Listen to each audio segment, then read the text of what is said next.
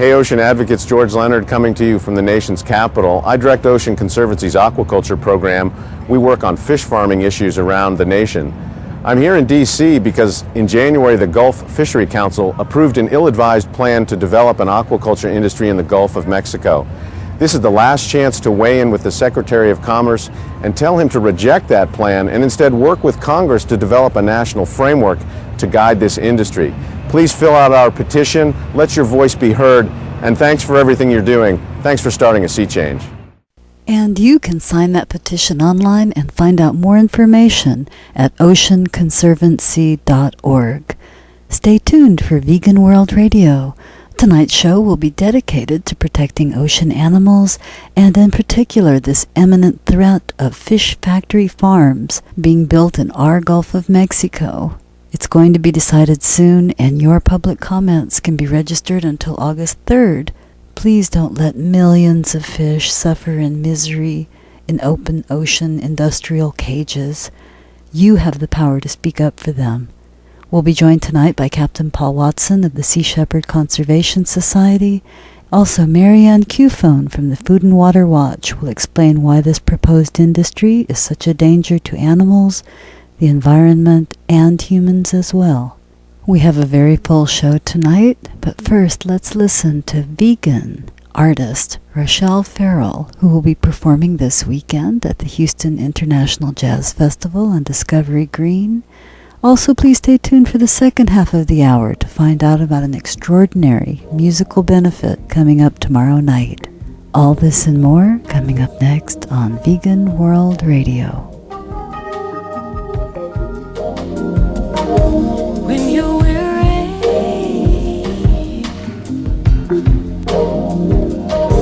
when you're wired,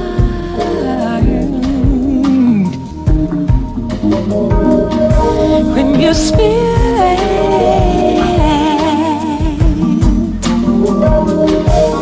is almost gone,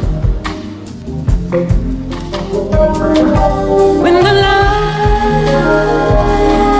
in your eye is in danger of expiring, oh, run. Good evening and welcome to the Vegan World Radio Show at our new nighttime hour from 10 to 11 every Wednesday here on Pacifica, KPFT 90.1 in Houston and 89.5 in Galveston, and live and streaming at kpft.org. My name is Jerilyn, and I'll be your host for this evening. You can also find out about us at veganworldradio.org. That's VEGAN, worldradio.org. Shortly, we will be joined by our very distinguished guest, Captain Paul Watson, fearless defender of ocean animals and founder of the astonishing Sea Shepherd Conservation Society.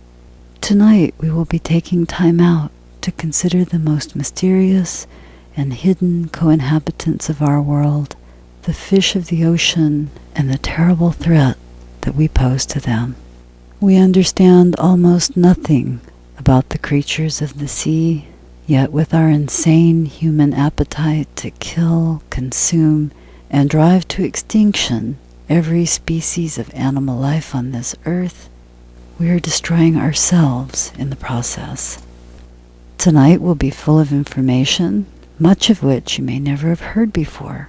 The purpose of this program is to provide a resource to those who have never considered that we can live, eat, thrive, and prosper in this world without taking the life of any animal.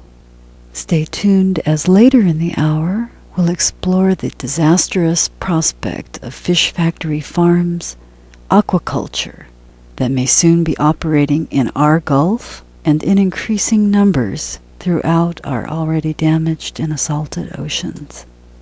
Also, we'll find out what a sea kitten is, and why they are angry at the downtown aquarium and showing up there at the noon hour next Tuesday.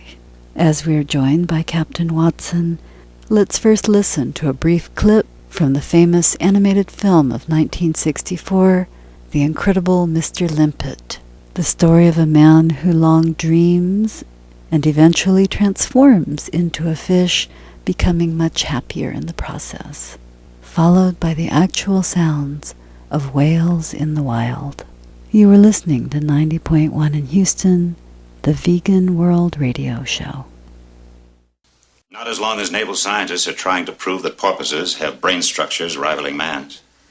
Tests every day are proving these sea creatures are so intelligent and possess such amazing faculties that they seem almost human, even superhuman. But doesn't it give you a kind of a thrill of hope, George? Hope for what, Henry? What if men were actually foolish enough to destroy themselves completely?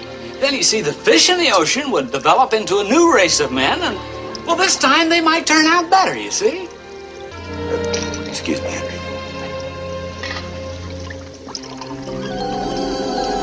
I wish I were a fish.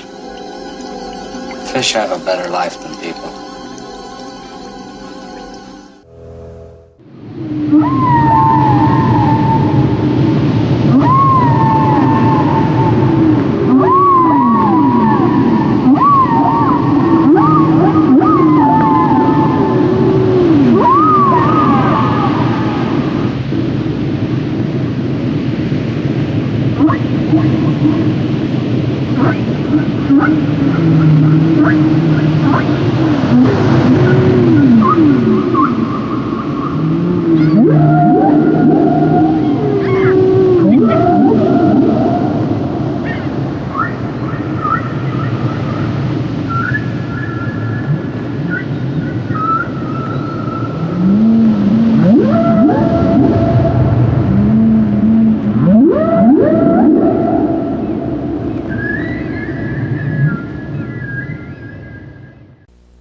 On the line for us this evening, we are very excited to have President and founder of the Sea Shepherd Conservation Society and environmental hero, Captain Paul Watson.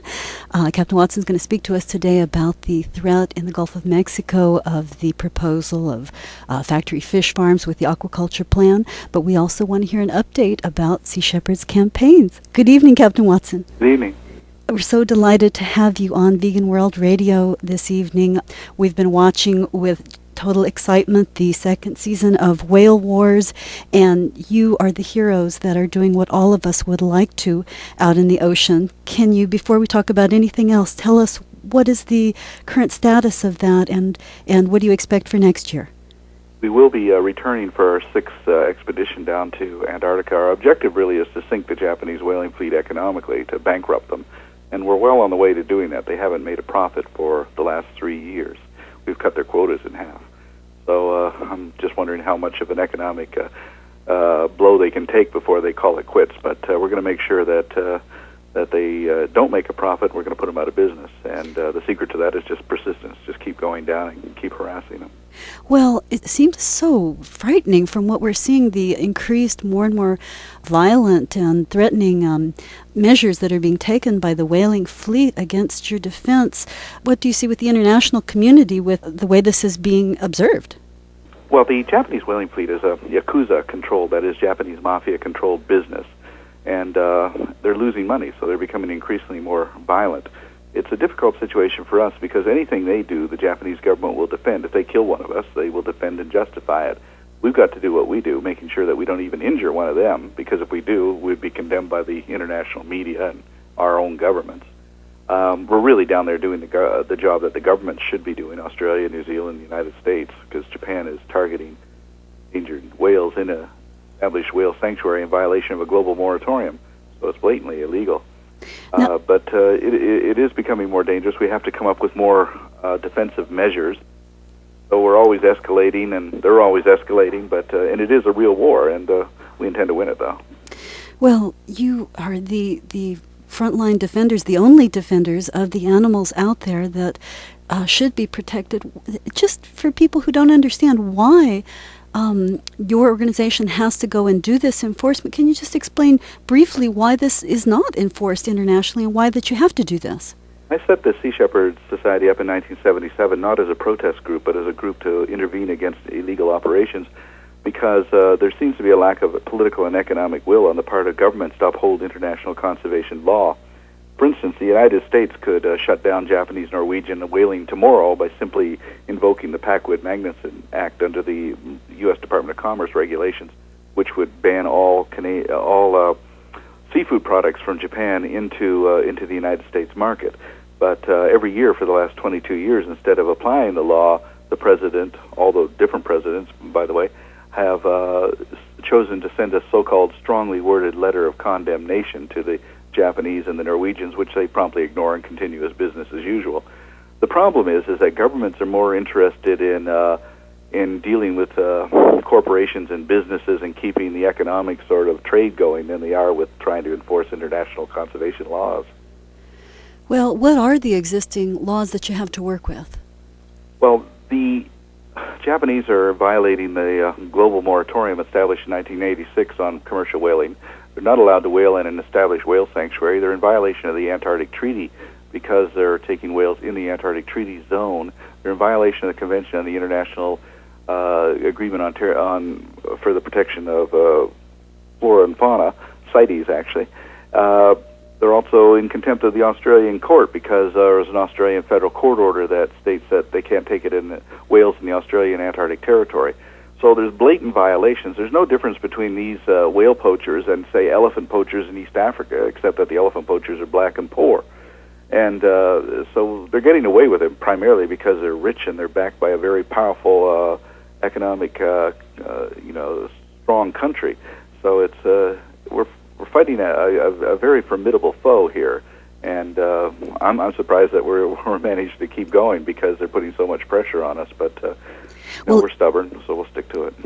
Well, all of our hearts go out with you when we see this, and it's such a brilliant tactic that you're doing to televise this to the world. The world is becoming educated about it, and I can't see for very much longer. I mean, who knows? Like you say, when money backs something, it continues on. But the world is becoming educated because of this program in a way that has never happened before. Do you know how the Japanese public feels about it?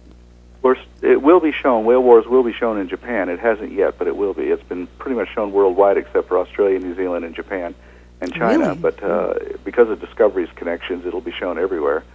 The Japanese are becoming aware of it as of 2 years ago when I boarded. I put two of my crew members on board a harpoon vessel, and that made it into a news story, which made it into the Japanese headlines. And up until then, the Japanese weren't even aware they were whaling in Antarctica. Oh my goodness! And is very, very tightly controlled. We're also trying to stop the killing of dolphins in Japan. They kill 22,000 dolphins every year, and most Japanese aren't even aware of it. So there's a movie called The Cove, which has now been released, which is based on our efforts over the years to stop that slaughter. Oh, it's horrific images. I've seen those with the water just blood red with dolphin blood. What do you see as hope for this, for the change of these kind of things happening? Well, we can't depend upon governments to solve these problems. They never do, never have. I mean, governments cause problems; they don't solve them. If you look through the whole history of social change, slavery, it wasn't ended by governments; it was ended by passionate individuals like Wilberforce and Douglas. And I noticed, for women to get the vote in the United States, President Woodrow Wilson opposed them every step of the way. And once they had achieved their objective, the president then took credit for it. Pretty much what governments do. Really, my hope comes from the passion of literally individuals, hundreds of thousands of individuals around the world who are championing different causes. And because any movement must be, its strength has to lie in diversity and diversity of approaches. So we don't want big organizations. What we want is hundreds of thousands, millions of individuals who are championing these causes, and that's what makes a movement.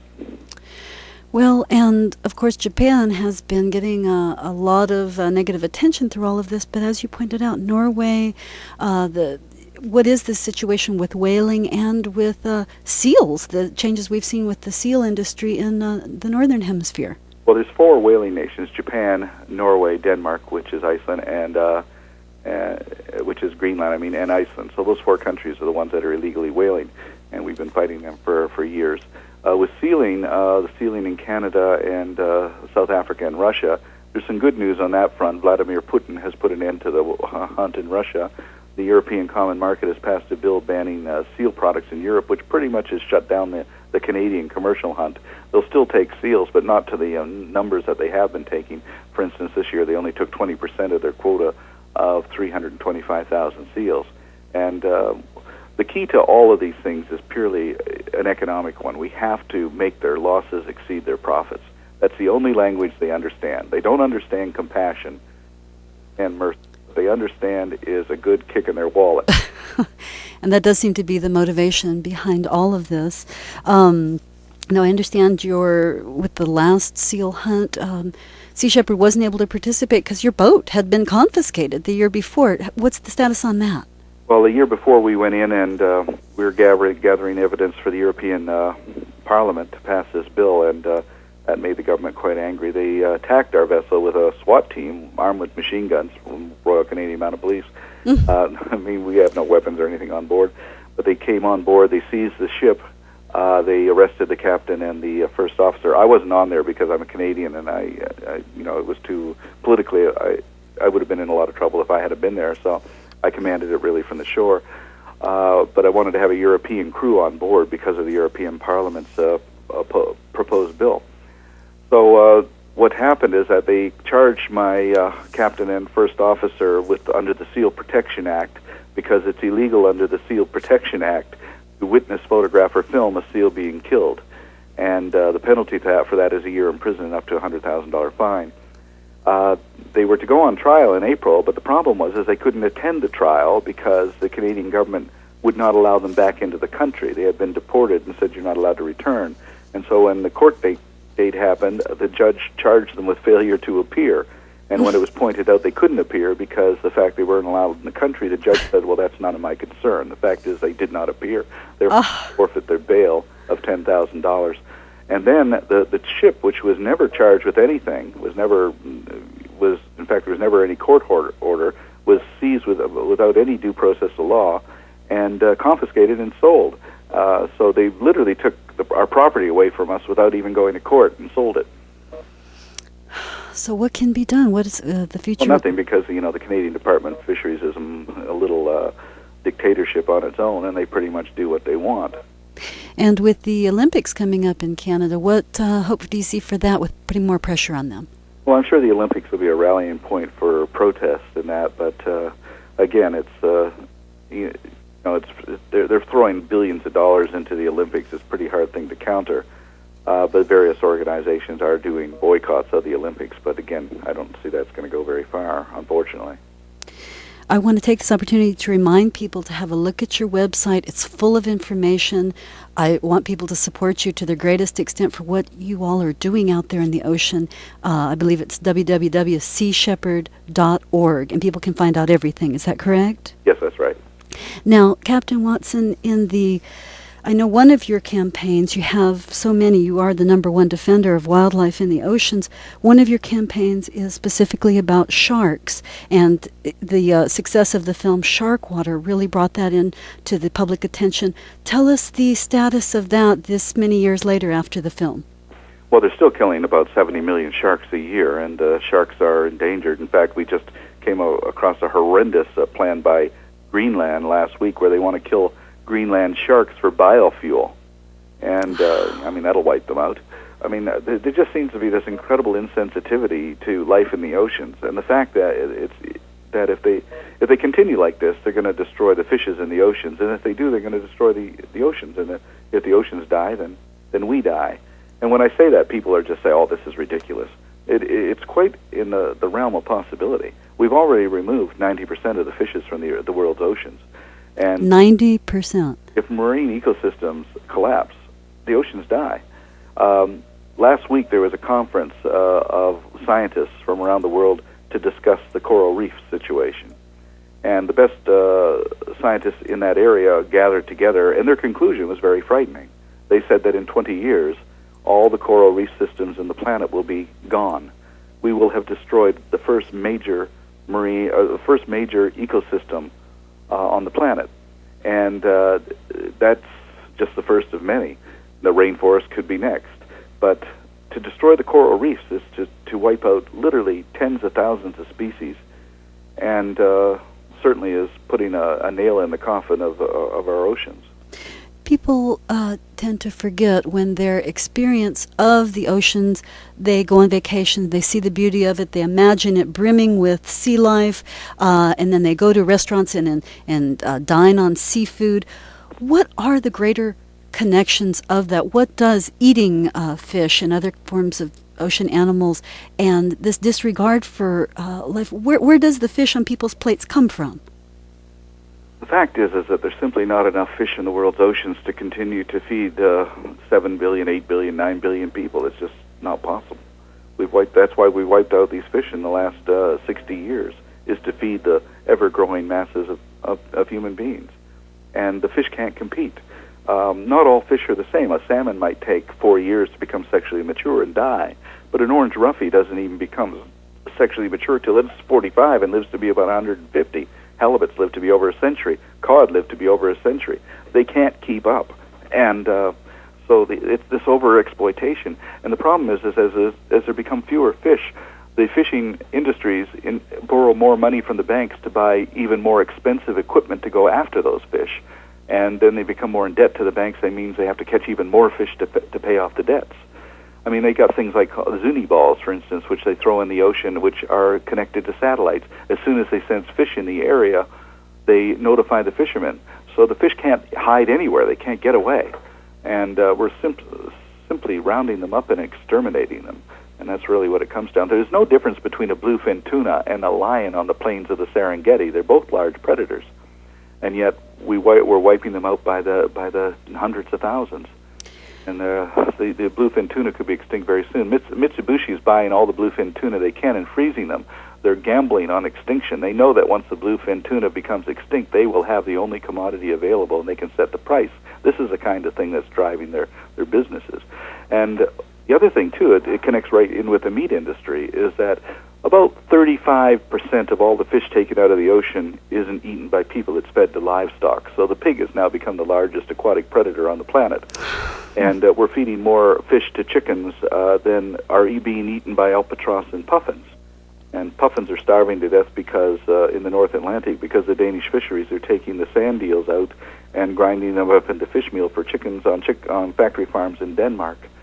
And cats, domestic house cats, are eating more tuna than all the world's seals put together, and which is ridiculous. I mean, 2.5 million tons of tuna are put into cat food every year, and yet the fishermen constantly are saying we got to kill the seals because they're eating our fish.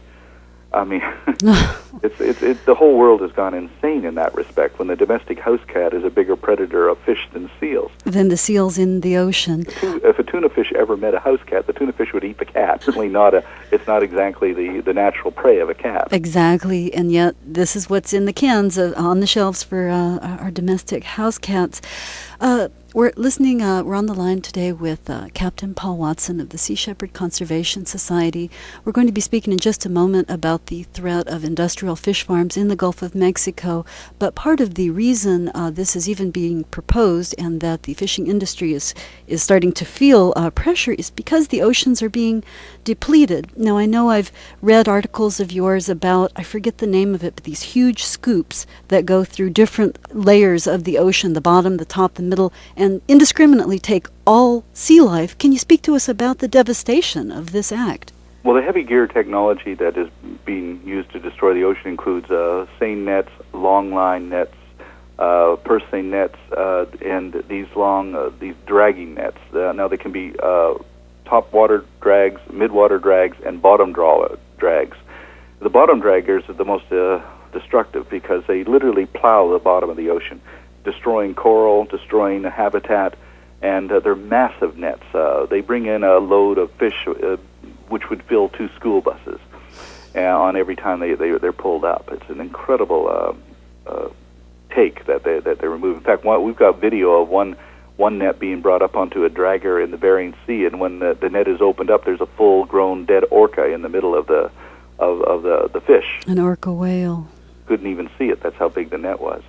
And so these drag trawlers are just literally scooping up everything. And from what I understand, they're targeting maybe 1 or 2 specific species, and the rest is thrown away. Oh yeah, they throw millions of pounds of what they call garbage or trash fish away every year. It's just because they're allowed to say, okay, we're targeting this species, but anything else caught in the net is thrown back, but it's dead. And they don't land them because then that would be a violation of the law. I mean, the governments are very good at enforcing violations of the law for not taking dead fish, but they're not protecting the fish. To give you an example, the bluefin tuna in the Mediterranean, the scientists last year said that we can't have a quota more than 15,000 tons. That's a lot of fish, but still, that if you take more than that, you're seriously endangering the population. So the European Parliament got together and said, okay, they set the quota at 22,000 tons, way over what the scientists recommended because that's what the fishermen demanded. The actual take was 64,000 tons. And then again, they started up again the next year all over again. The bluefin tuna will be extinct within 5 years. Now, when we predict these things, they always say, oh, you guys don't know what you're talking about. We predicted the collapse of the cod fishery in 1980, and every year up until 1992, they told us we didn't know what we were talking about to the whole industry collapse because the population of cod just disappeared. And the same thing over and over and over again. I was debating one Canadian fisheries scientist on, I said, look, in 3 years, the coho population of salmon's going to collapse. And he says, you're wrong, Watson. You don't know what you're talking about. We have the best scientists in the world, and you are dead wrong. And I was wrong. It collapsed the next year. The scientists who work for the Department of Fisheries and Oceans in Canada or any other government, I got a name for them. I call them biostitutes. In other words, what they come up with the science to justify the politics. So politics is driving the science. And any scientist who speaks out is fired. So, again, the problem is with enforcement, apparently in the open seas, regardless of the laws, people get away with what they can get away with without being seen, and the only comeuppance is when they come to shore, they show what's in their boats, but even that is, people are looking the other way. Is that what I understand? Oh, yeah. I mean, sharks are being landed in Costa Rica despite all of the talk about Costa Rica being such an environmentally aware country. There's so much corruption, and it's in every level of government in every country. And when it comes to making a profit off of what so-called natural resources, whether it be fish or minerals in the ground or whatever, the corporations are given a free rein to do pretty much what they want.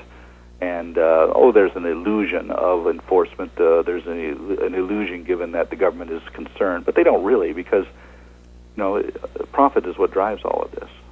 And it's the politics of extinction. There's money to be made driving animals into extinction, and we will lose more species of plants and animals between the year 2000 and the year 2065 in that 65-year period than we will have lost in the last 65 million years. And this is a major extinction event. It's been described by Richard Leakey as such, and in fact, the scientists have already got a name for it, called the Holocene period, as a major extinction event. And it takes the Earth about 15 to 20 million years to recover from a major extinction event. So again, we have this industry driven by money, and of course the reason they're getting money is that people are eating the sea animals that are caught in all of these nets and harpoons, and if people chose to stop eating the animals, at least they personally would not be responsible for this. And instead of, it's funny that even people who in other ways consider themselves almost vegetarian will say, oh, except for fish. And yet what you're saying is, the industry out there is taking it faster than it can replenish itself. There will be no more, and not only a matter of that people can no longer eat the animals, the fabric, the web of life in the ocean that leads to our oxygen supply, so many other things are affected. Can you speak to that? Well, eating fish is far more destructive than eating, say, meat, because you're literally destroying ecosystems. And I consider the fisherman to be one of the most ecologically destructive occupations on the planet. The fisherman has the potential to destroy life on this planet, in fact, to destroy civilization, because if they overfish the ocean, if the oceans die, then we die. Civilization collapses and we die. It's as simple as that. And when people say, well, that's just outrageous, that can't happen. No, that's not that outrageous at all when you understand ecology and understand how ecosystems can collapse. And it's a chain reaction, and once that starts, there's no ending it really until there's a total destruction, and it has to recover from just a few species that are left surviving.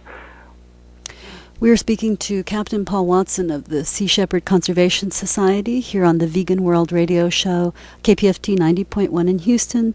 And we are talking about the depletion of the oceans, of sea life by the fishing industry.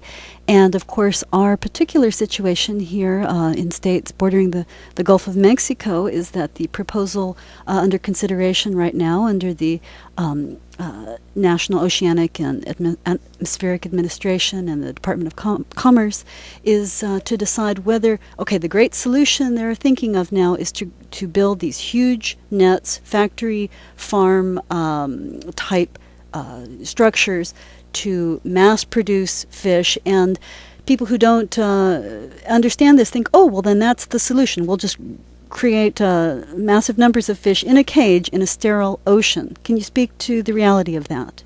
Well, aquaculture is actually more destructive than fishing itself from the wild. It's one of the reasons Alaska, for instance, has outlawed aquaculture. There's no fish farms in Alaska. They are in British Columbia. There's none in Washington. The Canadians are pretty much destroying their ecosystems because of aquaculture. Because what they do is they put Atlantic salmon, an exotic species, into these nets, these holding tanks that are set in the ocean, and they raise them there. The problem is that they produce a great amount of waste, and it takes about 75 fish caught from the wild, from the ocean, to raise one salmon. So it actually further contributes to the destruction of fish in the ocean. Anchovy populations are just being strip mined off the coast of Chile and Peru just to feed fish farms in British Columbia. And the more fish farms, of course, the greater the onslaught on these other smaller fish which are used to feed them.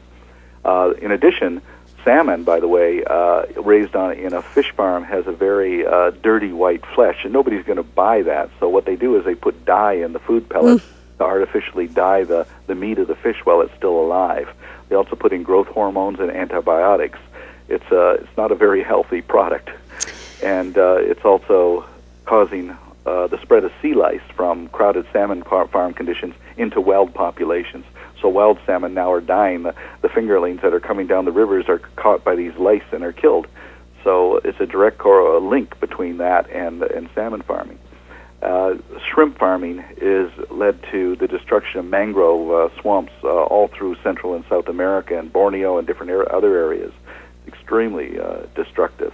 And I think that, the only ones that aren't really considered destructive in that way would be catfish or tilapia. But then again, there's a credible amount of waste that is being produced from the raising of those fish. And the simple fact of the matter is that there's just too many people, and there isn't an ecological foundation on which to feed these people, either from catching fish in the wild or from raising them on farms. It's just not practical. It's not going to work. The answer is not eating animals, planning to eat animals however they're raised, when we have the vegan alternative, the sensible, the sustainable alternative. Have you actually seen fish farms? I know that you've mentioned a few places where they are. It sounds like, is there a trend? Are they increasing? Oh, God, yeah. I've gone to a conference on fish farming in Chile. The waters of Chile are just being polluted by fish farms everywhere. It's not even a native species. Salmon is brought in from Norway. Norway, of course, has already had serious ecological problems because that's where it all began. There's fish farming in British Columbia, Tasmania, Australia. Pretty much it's spreading all over the world, and there's just simply not enough fish in the oceans to continue to provide the food pellets or the fish meal for these to raise these fish. Well, and also they take the fish that die, either through disease or whatever, and grind them up and feed them back into the other fish. And so it's just simply not a very healthy industry. And when people go in and they buy, say, salmon, like smoked salmon or lox or whatever, if you actually put a wild sockeye salmon right beside a fish that's been raised on a farm, you can see right away the differences. This pale, sickly color of pink that's in the farm-raised fish, and that fish will contain antibiotics and growth hormones, and which is, when you compare it to the healthy fish, it's quite a difference. But the consumer isn't even being told. When you go into a restaurant, they order salmon. They don't know what they're getting, if it's a wild salmon or whether it's a farm-raised salmon. Exactly. And the problem with fish, with even people who think they're making a more humane choice is they assume fish have no feelings, fish are just a floating food packet. The experience of these animals that are going to be shoved into these aquatic prisons, and when the rest of the ocean is empty because of our overtaking of it, just for a moment open people's eyes to what the experience is of these individual animals that are forced to live in this condition. Well, fish are fascinating creatures, and they're not stupid animals. You know, they have personalities. And if any diver knows that, anybody who's spent any time in the water with fish, for instance, I found it's interesting. If you go down into a reef, for instance, with a spear gun in your hand, the fish know that you have a spear gun. They keep their distance. If you go down with a camera, they swim right in front of you. Wow. So they can tell right away the difference between the person with the spear gun and the person with the camera. And I know when I go diving that I swim alongside fish. The fish are curious. Fish come up. You know, they look at you. They communicate with you in a way. And I think if more people had that experience, it would certainly make a big difference. But for the most part, people don't look on fish or lobsters or crustaceans or anything, or octopuses having any sense of personality or any sense of sentience. And but it's just simply not the case. They're amazing creatures, and there's a lot that we can learn from them. But unfortunately, we're wiping them out. You know, I was joking about 10 years ago. I said it's going to get to the point where, you know, the only thing left in the ocean to eat would be jellyfish. And I went to this function a few months ago where they were actually serving jellyfish salad. Oh my God! They're actually moving it towards trying to find a way to eat jellyfish. The fact is what happens is we keep adapting to diminishment. As we wipe out one species, we move to the next species. For example, turbot, which is considered 20 years ago, turbot was considered a trash fish. Not to insult the poor fish, but that's what it was called. It was garbage. It was thrown away. It was not utilized. But because they wiped out the cod, they then turned to turbot. Now, I was in Paris about 2 weeks ago in the Paris fish market checking it out, and turbot's now going for 28 euros a kilo. That's almost like $38 for 2 pounds. And that's just ridiculous. I mean, we are adapting to diminishment. As things get less and less, we adapt to that less and less. And I understand we're going to have to make some radical changes here. And one of the reasons that my ships are run as vegan vessels is I feel that we have to, you know, walk the walk. And exactly, you lead the personal example of that, and I love the. I don't know if it made it into the first season, but I did see the outtake scenes that are available online where they spoke and interviewed the crew about how they felt, and they were all so enthusiastic about being vegan. And I admire you for that, Captain Watson. Yeah, we have some of the crew that complain about it, but here's the thing: is that I don't take just vegans on board, but I do tell them when they come on board that they will have to have vegan meals for the next 2 months or whatever they're on there. I don't preach it. I allow them to experience it, learn and experience it. It's amazing the number of people who have actually gone home and said, well, you know, this isn't so bad. Well, and of course, this is the resistance we get here in Texas, you know, the land of barbecue and meat and rodeos, is that people have this cultural perception that you have to eat meat, and they just simply haven't given themselves the chance to experience it, which is what our show is about. And again, as you demonstrate in your with your shipboard rule of veganism, that how can people go out and save life if they're eating life, if they're adding to the problem in the process? It's contradictory. Yeah, it's like oceanographer Sylvia Earle, who's one of the leading oceanographers. You know, we were at the American Oceans Coalition, which is Ted Danson's group a few years ago, and he got up and he said, well, you know, we had a choice tonight between eating chicken or fish, and I said, what's the point of saving them if we can't eat them? And that's what Ted Danson said. And Sylvia Earle was the guest speaker, and she pretty much humiliated him by going up and saying, well, Ted, I didn't think that was very funny. You know, fish are my friends. I go underwater, I interrelate with them. They're my friends. I wouldn't think of eating them. Excellent, and that is the whole point of it. All of the animals in factory farms, it's simply that people do not know who they are, so it's easy to objectify them and allow them to go through torments and death. In just a moment, I want to ask you your final thoughts, Captain Watson, that you can leave us with. I know that recently you were at the Animal Rights Conference in Los Angeles, and you were doing so many things and in virtually by yourselves. I keep waiting to see the international community run to your defense and assist you, but it does seem to be the individual folks that help out with Sea Shepherd. And I want to remind everyone to look at your website, seashepherd.org. In closing, give us your final thoughts. So what is the most important thing to focus on right now, and what hope can there be? Well, I think that, I promote veganism because I believe that you can't be an environmentalist unless you're a vegan or at least a vegetarian. You have to be that, because otherwise there's just too many contradictions. The eating of meat is one of the major contributors to global greenhouse gas emissions also. But I feel that the most important issue facing us right now is the protection of the diversity of life on this planet. We're going to lose too many species in too short a time, and that's going to cause some very serious consequences.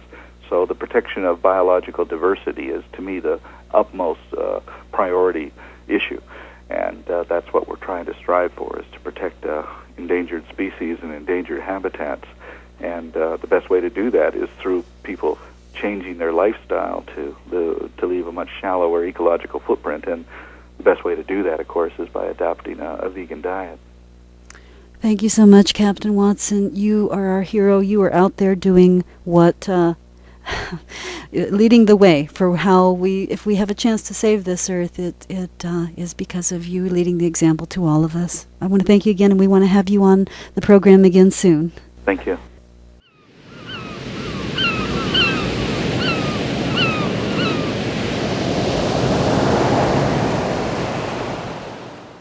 You are listening to Pacifica Radio, KPFT 90.1 in Houston and 89.5 in Galveston. This is the Vegan World Radio Show. Find us online at veganworldradio.org.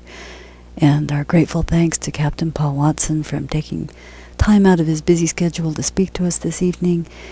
If you have never seen Whale Wars, please don't miss it every Friday evening on Animal Planet, and they do repeat it throughout the week.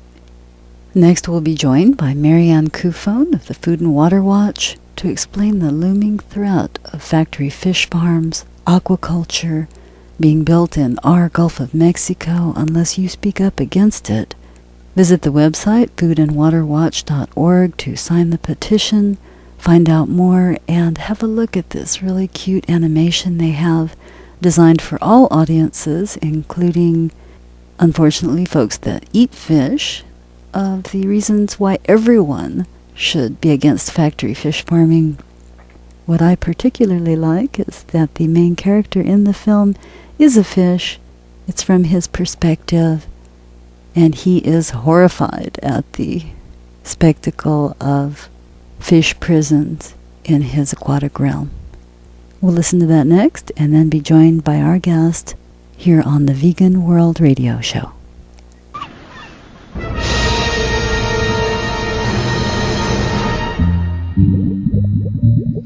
For centuries, humans have eaten seafood from mostly healthy, thriving oceans. However, loose regulations that allowed chronic overfishing have caused many types of fish to become depleted. Other problems, like pollution, have hurt important habitats that support ocean wildlife. Recently, the U.S. government has sponsored research for ocean fish farming, growing fish in floating open water cages. While this may seem like a way to produce more fish, there can be many problems. Farmed fish are often raised in cramped, unhealthy conditions where fish waste, stress, and other factors can cause illness. Antibiotics and growth hormones may be added to feed, so fish grow bigger and faster than normal. Fish waste, uneaten feed, and chemicals flush into the ocean, causing serious pollution. Parasites and disease can be spread to wild fish. Some farmed fish can be very different than wild fish, behaviorally and physically. When they escape, these fish can be more aggressive and outcompete wild fish for food and habitat. Aquaculture operations are often big industrial facilities, so many fish in one place attract predators like sharks. More and more possible negative impacts from this industry are being discovered. More research is necessary before we open our oceans to this new big business. Visit foodandwaterwatch.org to learn more. And on the line with me this evening is Marianne Cufone, who's the Executive Director of the Fish Program at the Food and Water Watch. There's a deadline coming up with the decision of open ocean aquaculture in our Gulf of Mexico being decided by the federal government, and Food and Water Watch has been very active in following it. Welcome to the program, Marianne. Hi, thanks for having me. Well, first of all, tell us just a little bit about what Food and Water Watch is and what is the situation with what might be happening in the Gulf and what people can do. Sure. Food and Water Watch is a national nonprofit consumer advocacy organization. We're headquartered in Washington, D.C., but we have folks throughout the entire country working on clean food and clean water. And one of the issues that we work on involves fish, and one of our biggest issues under that program is ocean fish farming, and that means the growing of fish in captivity for use as food or other purposes. Right now, the United States doesn't have a program for ocean fish farming in federal waters. Some states have some minor programs that are research-oriented or smaller commercial, but in terms of federal waters, from 3 miles out to 200 miles out, there's no permitting program for ocean fish farming. The Gulf of Mexico Fishery Management Council is an advisory body to the National Marine Fisheries Service, who's the agency that controls fish in federal waters, and they have approved a plan to allow ocean fish farming in the Gulf of Mexico for the very first time in federal waters in the United States. And that plan is up for final approval by the agency.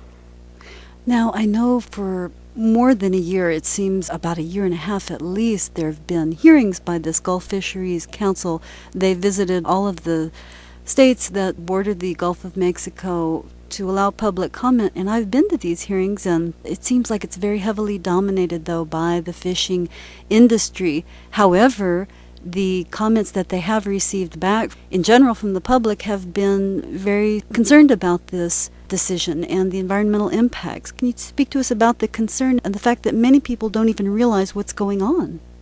That's right. Unfortunately, the plan really somehow managed to sneak under the radar of a lot of people. I mean, it's been a discussion for many years, but the plan itself was introduced to the public only a few years ago and ran through the process. Very few people realized it was actually being approved. It was approved just this January. There have been over 20,000 negative comments about the plan from people all over the United States. There's been a letter from Congress. There were 37 House representatives, bipartisan letter saying that the Gulf Council and National Marine Fisheries Service doesn't have authority to do this under the existing laws, and they shouldn't do this under the existing laws. It's establishing a very fragmented program.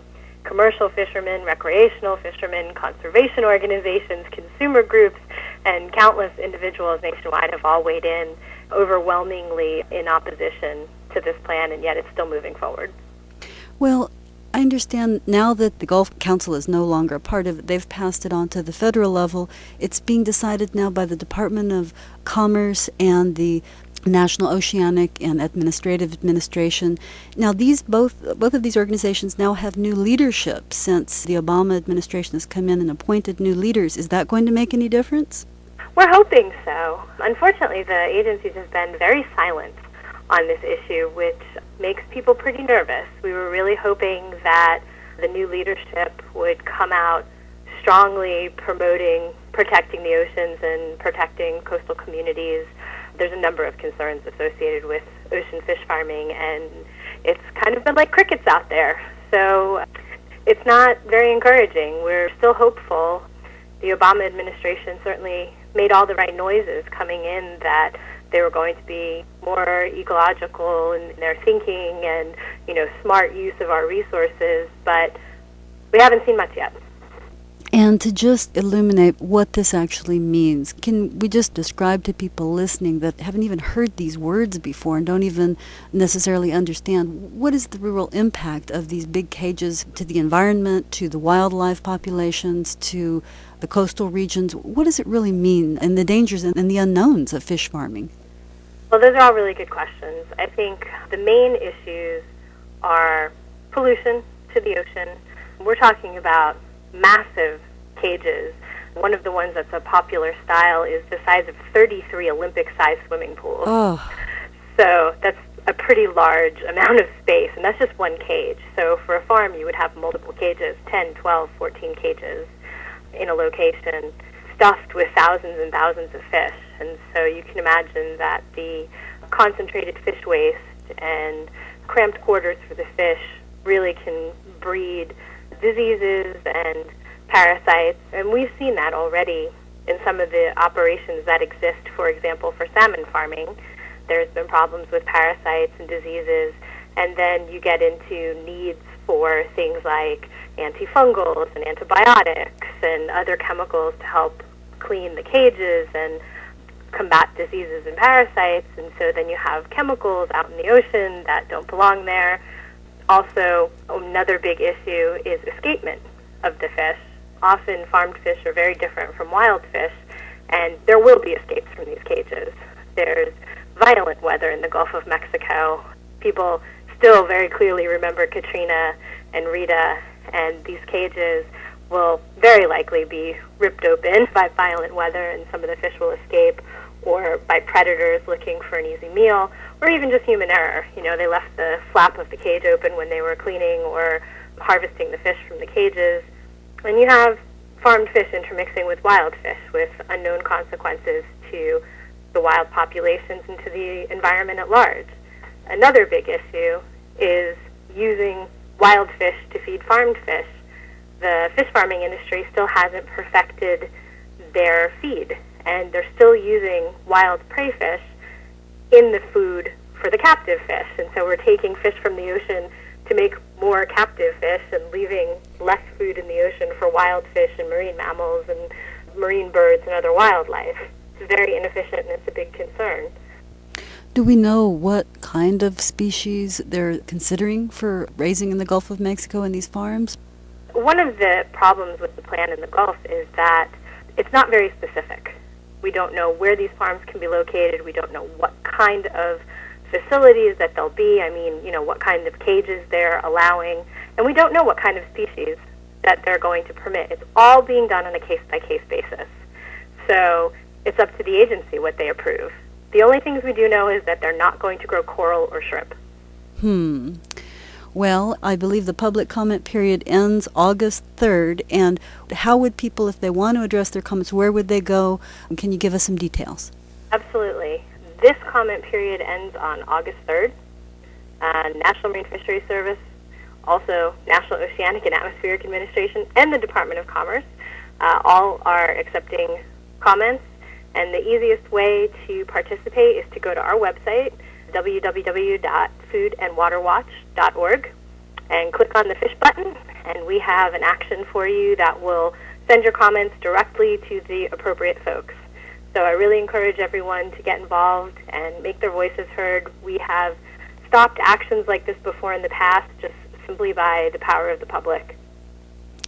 And I understand that even after the public comment period is closed, isn't there at least, I think, a 30-day period after which the agencies will review it? But then, again, if there's more and more public outcry, perhaps articles, letters to the newspaper, etc., that if there's more focus on this, even if it's after the public comment period, as much attention as we can get on this, the better, right? Absolutely, and it's not over until it's over. We still have one more public comment period coming up on this, actually, immediately following the August 3rd deadline. They will put out a proposed rule if they intend to go forward with this plan, and folks will have another month to comment on it. And I really strongly encourage people to participate because the agency is supposed to be representing the general public, people of the United States, and if the people of the United States speak out and say that they don't want to see these fish farms in their oceans, they really need to listen. And until next time, thanks again for being on. Thank you.